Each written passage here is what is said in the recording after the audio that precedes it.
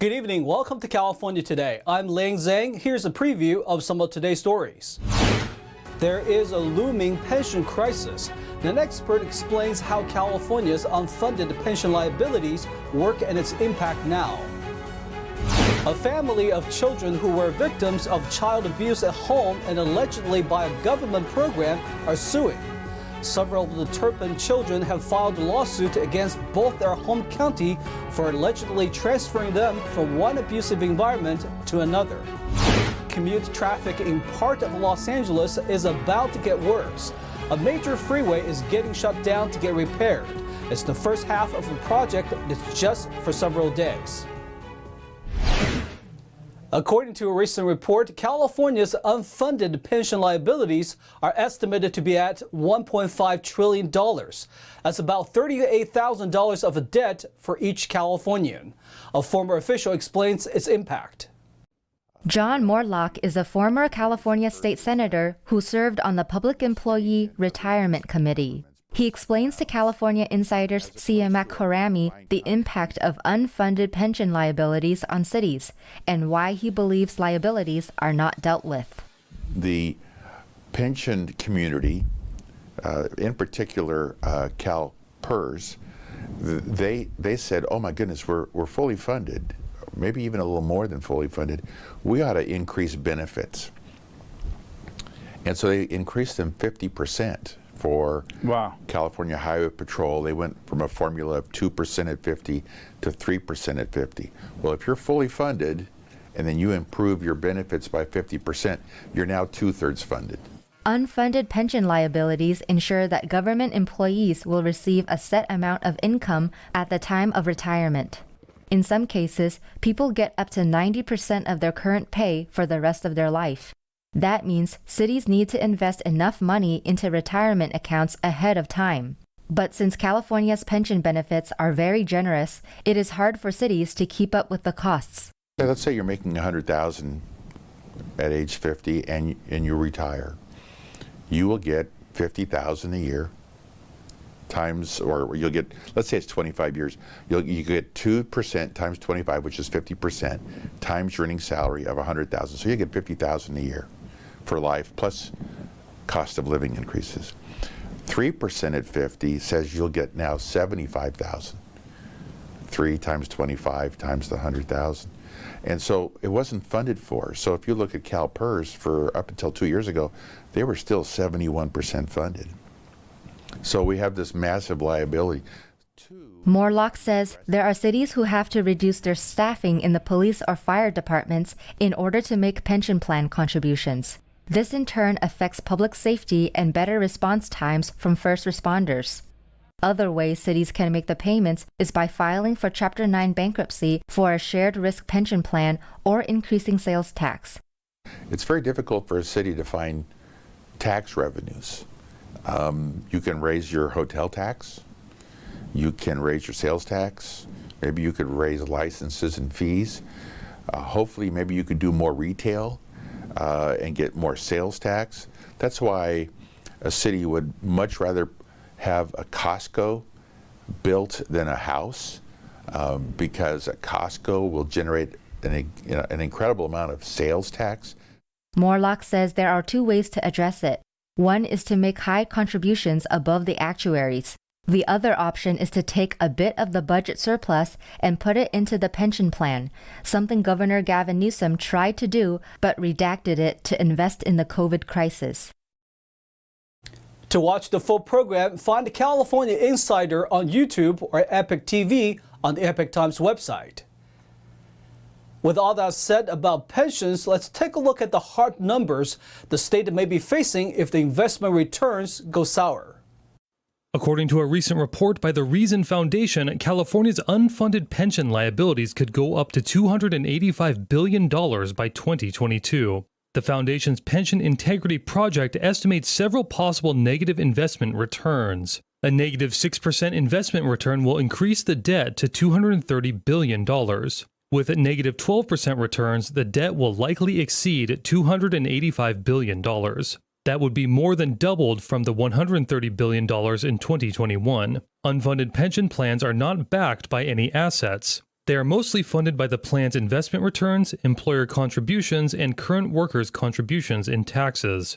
Reason policy analyst Ryan Frost said if the plans don't earn enough from investments in the stock market, they will have to raise rates on current employees and employers. This could potentially lead to a debt of more than $4,000 for every Californian. The CalPERS board lowered its market expectation last November. With less earnings from its investments, certain state employees would have to contribute more to their pension funds. This will primarily impact employees hired after January 2013.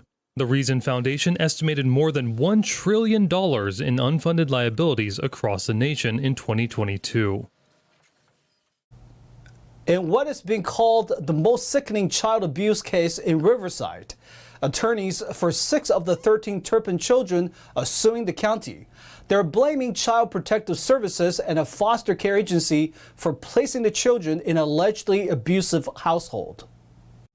The Turpin children who were placed into an allegedly abusive foster home are suing for negligence. Back in 2018, the Turpin children were taken from their homes after both biological parents were accused and then convicted of multiple counts of child abuse. The children were then placed by ChildNet, a Long Beach-based foster care agency, into a known abusive foster home. During a span of approximately 3 years, the children were allegedly subjected to relentless forms of mental, physical, and sexual assaults, as well as false imprisonment and other offenses. The filed complaints allege that credible reports of abuse and neglect were documented, but ChildNet and Riverside County failed to address these complaints. Plaintiffs are saying that one of the oldest siblings, Jordan Turpin, had multiple conversations with social workers expressing concerns and asking for help. Elon Zexter, an attorney representing 2 of the children, said that after these vulnerable children were freed, they were placed by the county through ChildNet into a known abusive foster home. It is beyond shocking that the county and ChildNet let these kids get horrifically abused once again. Attorneys have filed the lawsuit with the Riverside County Superior Court. They are seeking an unspecified amount in damages from both the county and the agency for their negligence and failure to protect the children. Both ChildNet and the county did not immediately respond to requests for comment. Daniel Hall, NTD News, California. Norwalk La Mirada Unified School District has postponed its decision on whether to allow Planned Parenthood to open a clinic on one of its high school campuses. The proposed contract would allow Planned Parenthood to offer examinations, treatments, and referrals related to reproductive health. A number of local individuals and organizations have expressed concern over the proposal.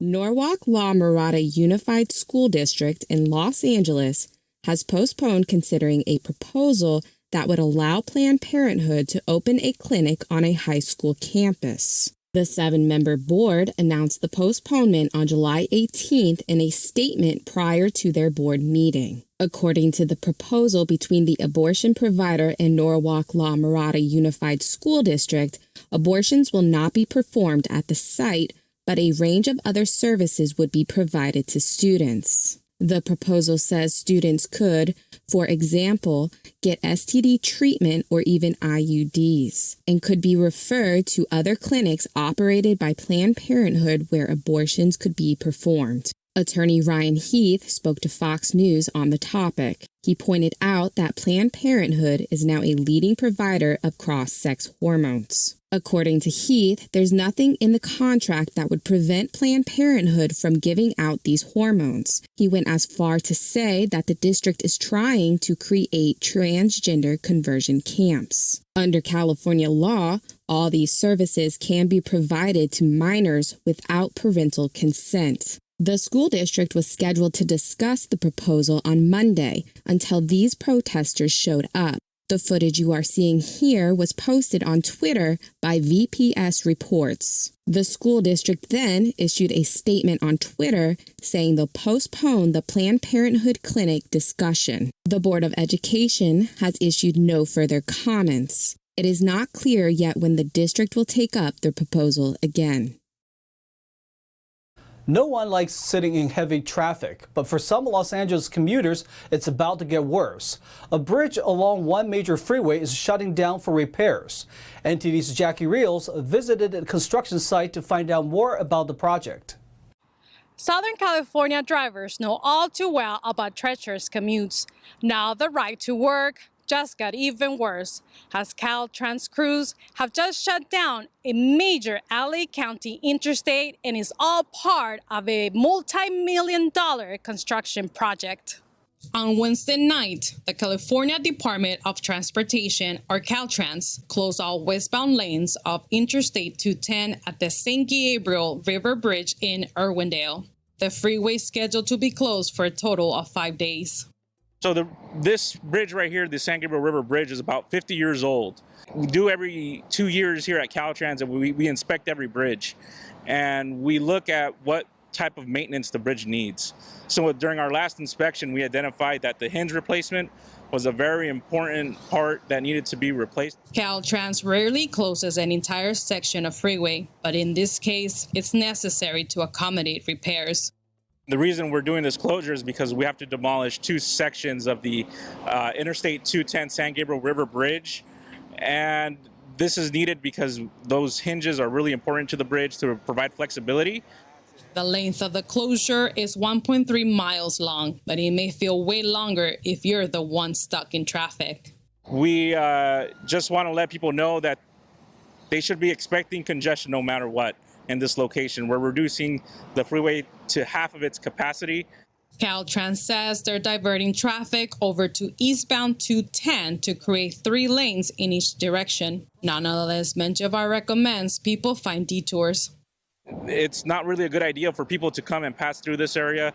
We encourage people not to come at all, and just to avoid the area, take Interstate 10, State Route 60 if you want to get to your destination. The bridge is regularly inspected for maintenance and repairs. The current closure is only half of the project. We have phase 2 coming up in August, which is August 17th through the 23rd. And what we're going to be doing is now working on the eastbound side during that closure. Menjivar said despite the slowdown the work is causing, he asked motorists to keep in mind that the workers are there for driver safety. Interstate 210 is closed for now, but Caltrans officials say the finished project will provide commuters with much needed additional safety. They also mentioned everyone should plan ahead and expect huge delays during this 5-day-long construction project. Jackie Rios, NTD News, Los Angeles. We are going to take a short break, but here's a look at what we've got for you when we come back. The housing department in California is pulling back some funds that were given to tenants and landlords. They say that some funds weren't being used as intended. Skittles is facing lawsuit. The class action suit alleges the candies contain a toxin, making them unsafe to eat. And the state is offering a new tax credit for union members. That comes after several major unions in the state have made large contributions to the governor's previous campaigns. That and more on California Today.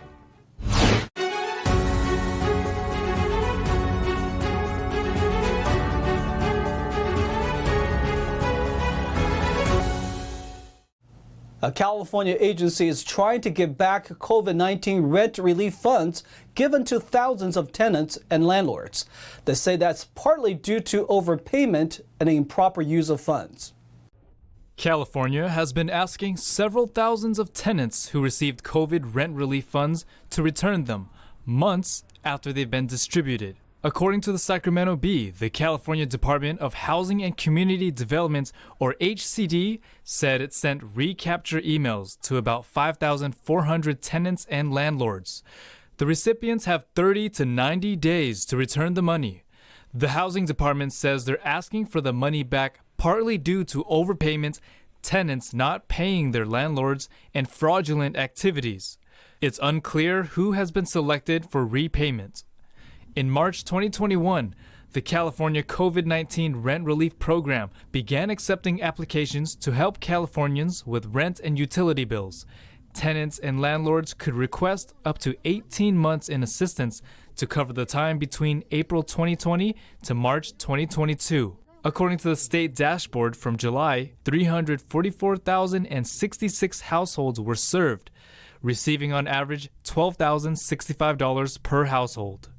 The state did not clarify any consequences for not repaying the funds.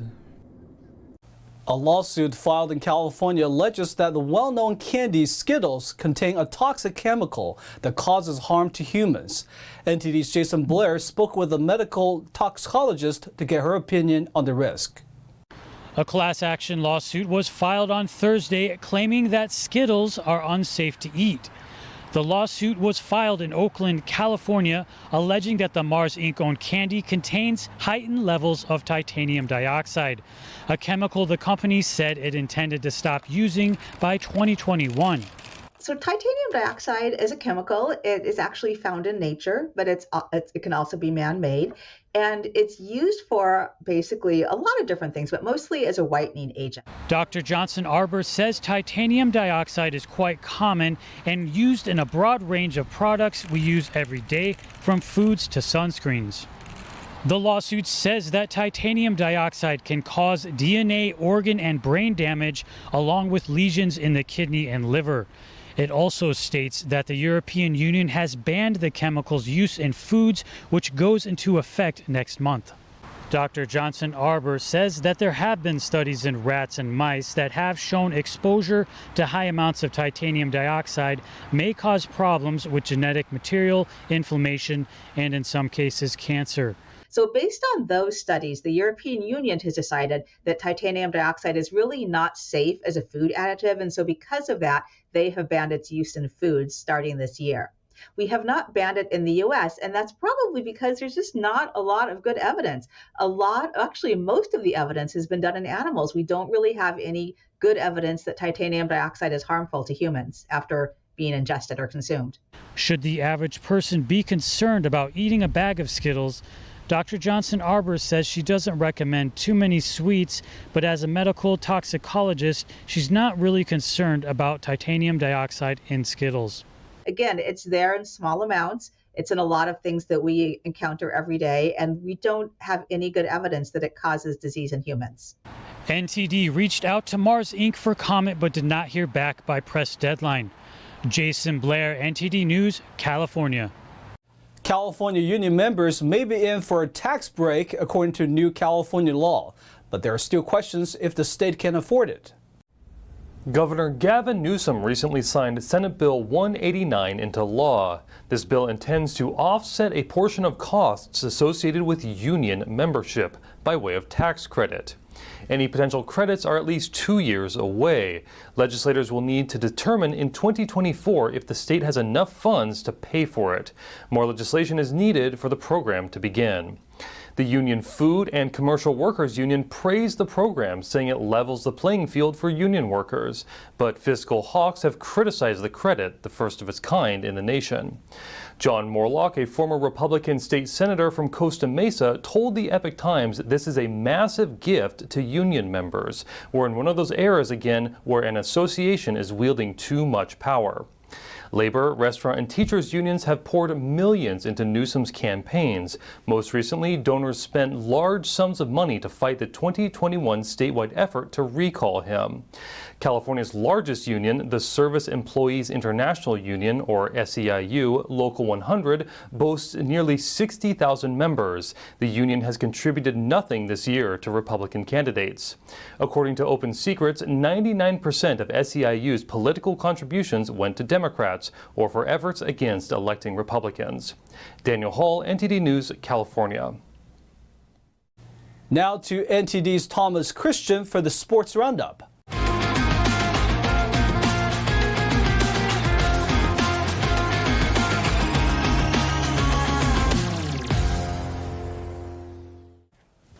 I'm Thomas Christian, giving you the California Today Sports Roundup.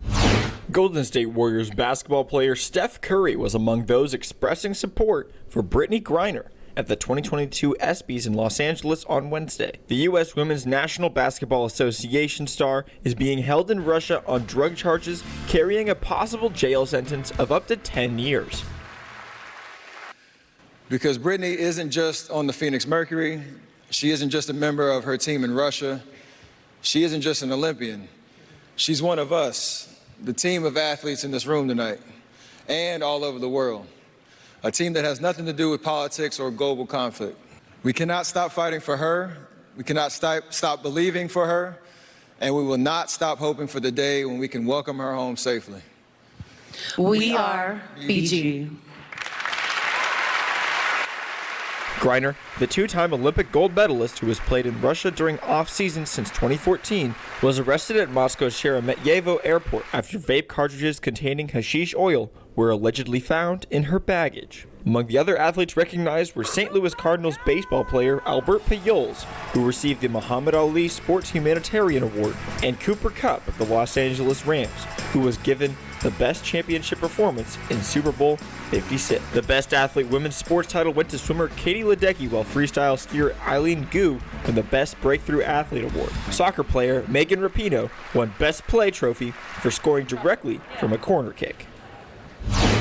San Francisco 49ers quarterback Jimmy Garoppolo's agent has been given permission by the team to seek a trade, ESPN reported on Wednesday. The 49ers were expected to part ways with Garoppolo this offseason to make way for youngster Trey Lance, who the team selected with the 3rd overall pick in the 2021 draft. Garoppolo, who is 30 years old, underwent surgery on his throwing shoulder in early March, but is said to be progressing well, and he is expected to be fully cleared to play by mid-August. After spending 4 years as Tom Brady's backup in New England, Jimmy G was traded to the 49ers, where he took over as the starting quarterback during the 2017 season and led the team to the Super Bowl at the end of the 2019 campaign. The New York Giants, Seattle Seahawks, and Atlanta Falcons are among the potential landing spots for the veteran signal caller. UFC fan favorite Nate Diaz, who handed Conor McGregor his first defeat in the UFC in 2016, is set to defeat unbeaten prospect Khamzat Chimaev at welterweight in the final fight of his UFC contract after demanding to be released a week ago. UFC executive Hunter Campbell confirmed to ESPN that the fight will take place at UFC 279 on September 10th in Las Vegas, with Diaz set to become a free agent after the 5-round bout. The 37-year-old from Stockton, California, used an interview on the MMA Hour last week to demand that the UFC find an opponent for him for the final fight on his deal so that he could leave the company, hinting that he had his eye on a future boxing match with YouTuber Jake Paul. The UFC has now granted that wish, but Diaz, an accomplished boxer and jiu-jitsu black belt with a professional record of 20 wins and 13 losses, faces the prospect of trying to counter the grappling of Sweden's Chimaev, who is undefeated in 11 pro bouts and one of the most feared fighters in the promotion. Diaz's 2 fights against Irish superstar McGregor rank 2nd and 4th in the list of top UFC pay-per-view cards of all time. And that's all for the California Today Sports Roundup. Back to you. That's all for tonight. You can join us again on California Today every weekday at 8:30 p.m. If you have any news tips or ideas for our show, or you just want to let us know how we're doing, our email is california.today@ntd.com. I'm Ling Zhang. Have a wonderful evening.